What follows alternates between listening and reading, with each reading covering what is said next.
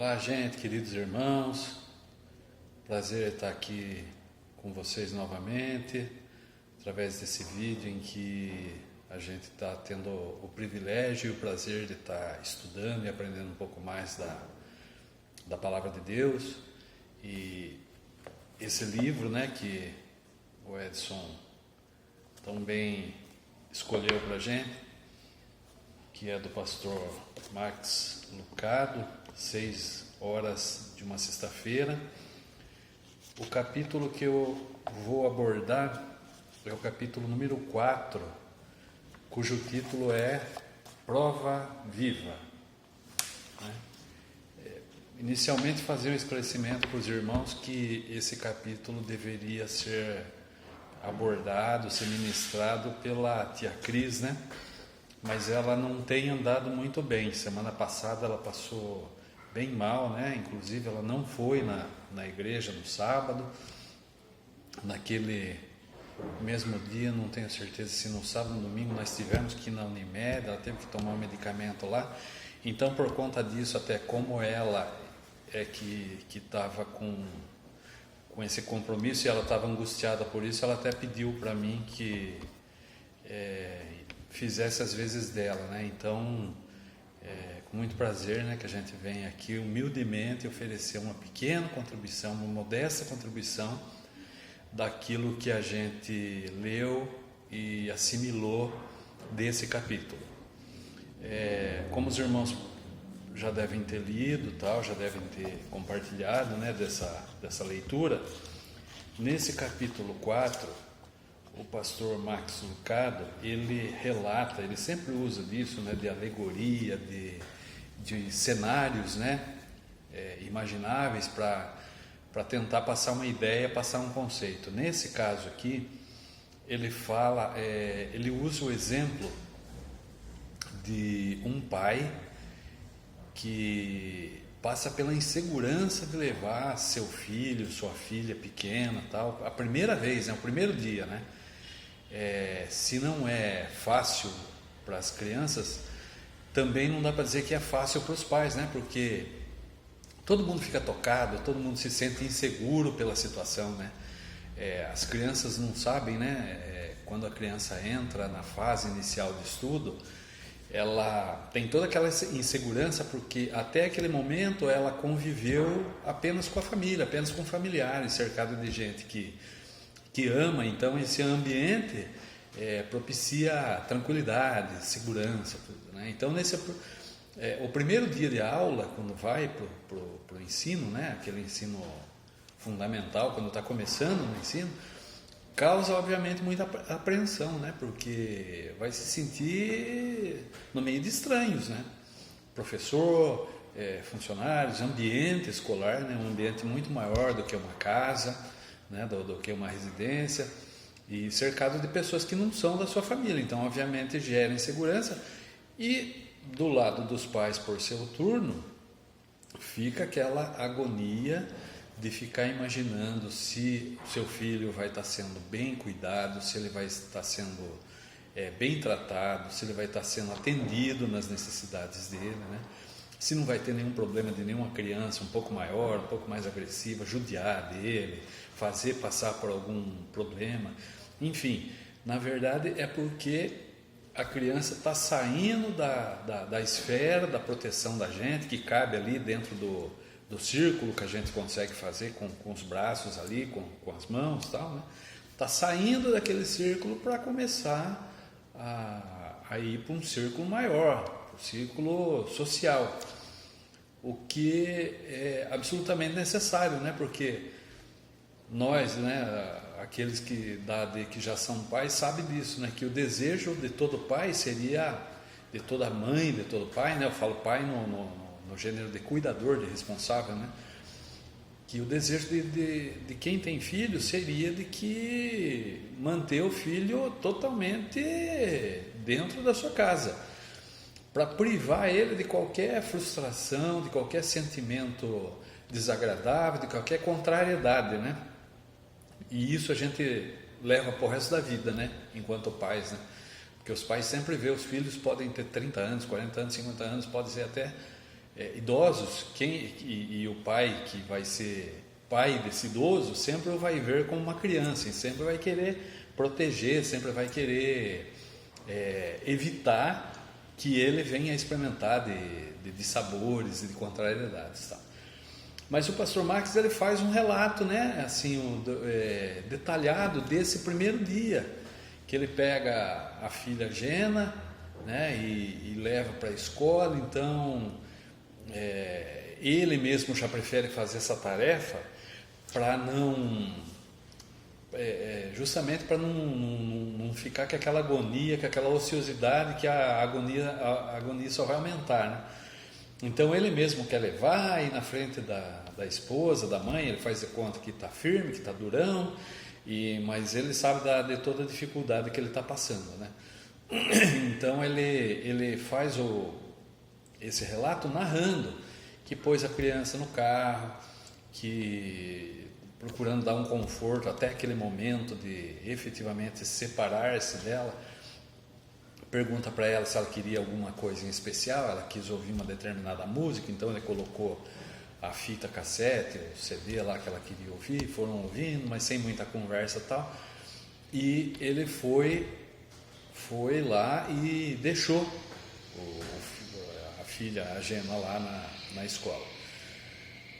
E depois disso, ele faz um paralelo em que qual deve ter sido o sentimento de Deus ao dar o filho dele, Jesus, né, ao oferecer o filho dele pela nossa salvação, né? Fazendo as devidas distinções, obviamente, de que esse pai que levou a Gena, quando foi levada para um ambiente, ela foi levada para um ambiente seguro, onde ela seria bem tratada, cercada de profissionais que estariam com atenção voltada para o bem-estar dela. Então ela seria bem tratada. E assim, mesmo assim, se isso já o preocupava, o que dizer então de Deus, né, o nosso Criador, quando deu seu Filho, sabendo de tudo aquilo que ele deveria passar, né? Que ele seria atacado, que ele seria humilhado, que ele sofreria toda a espécie, toda sorte de agressões, de violência, né? E infelizmente, né, nós, enquanto seres humanos, enquanto animais, nós temos essa vocação, né, natural para ferir, né? Somos, vamos dizer assim, criativos, né? Na arte de torturar, na arte de machucar, né? Isso é inerente ao ser humano, né? Quando você está tomado de ódio no coração, quando você está tomado tal, vem pensamentos que você fica ali pensando nas coisas que você gostaria de fazer por uma pessoa que você tem por seu inimigo e tal, né? Mas não foi esse o caso de Jesus, né? Jesus veio para nos salvar, e Deus já tinha, como Ele conhece o coração, nosso coração, o coração de toda a humanidade, Ele já sabia de tudo o quão difícil seria para que Jesus passaria. E mesmo assim ele mandou, sabendo até que até o pastor Max, o autor, ele faz essa ressalva, que o desejo dele era de falar para a filha dele: olha, qualquer coisa você me liga que eu estou aqui em 2 minutos te resgatando, já pego, levo você para casa, você volta para casa e tal. Que esse foi o desejo do coração dele de falar. E Deus, comparativamente, sabia que estava mandando o filho dele por uma situação extremamente, terrivelmente de sofrimento, e mesmo naquela ocasião em que Jesus clamaria pelo socorro dele, que ele nada faria, conforme o plano de salvação, né? Que tinha que se cumprir todo esse sofrimento, todo esse martírio pelo qual Cristo passou para nos salvar. Então esse até é o título do capítulo, que é a prova viva. É essa circunstância que a gente não pode deixar de ter em mente, de que a concessão que Deus fez por nós ao dar o seu único Filho, né, que é Cristo, pela nossa salvação, tem que ser mais do que suficiente para comprovar, para provar o amor dele por nós. Então, e como Jesus vive eternamente, essa prova viva, ela está eternamente viva, anunciando aí desse amor que Deus tem por nós.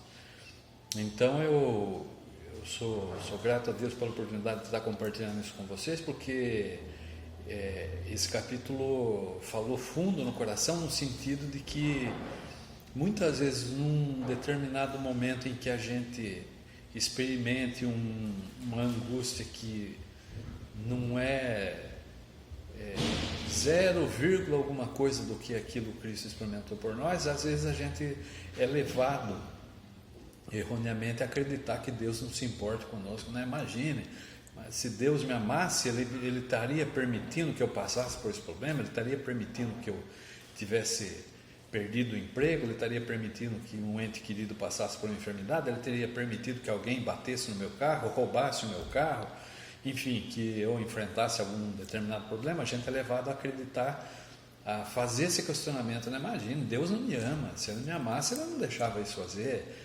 Quem ama não permite esse tipo de coisa. E esse capítulo serviu para isso, né? Para reavivar no coração esse sentimento de que Jesus, ao passar por tudo que passou, com a permissão, através do plano do Criador, e ao passar por tudo isso por nós, Ele é a prova viva de que nós somos muito queridos, muito considerados por Deus, e que por isso a gente tem que seguir o caminho, seguir os ensinos dele, nos comportar da maneira como Ele espera de nós, né? Procurando imitar, logicamente, dentro de todas as nossas falhas, procurando imitar a Cristo, que veio e deu o exemplo, né? Que tudo suportou sem jamais se afastar de Deus, né? Então, que Deus nos permita assimilar, gravar esse conhecimento no coração. Peço aos irmãos, particularmente em nome da tia Cris, né, que continue intercedendo por ela. Ela começou a fazer, né, ontem, terça-feira, ela começou a fazer a primeira sessão com a fisioterapeuta, né, daquele tratamento à base de laser, que foi até a Patrícia que gentilmente nos informou disso através do WhatsApp, né? Então a gente já foi lá, já passou por uma avaliação, já começou o tratamento, e se Deus quiser, com a permissão de Deus, a perspectiva é boa de que ela vai se submeter a esse tratamento e vai superar completamente essa enfermidade que já incomoda ela há um certo tempo. Então, em breve ela mesma vai fazer um capítulo, né? Mas é isso que eu peço aos irmãos que continuem intercedendo por ela, para que ela venha ter um conforto físico o mais breve possível, né? Então eu queria agradecer a todos os irmãos, pedir que Deus esteja abençoando a cada um de vocês, pedir a compreensão de vocês pela limitação, né, que a gente tem, que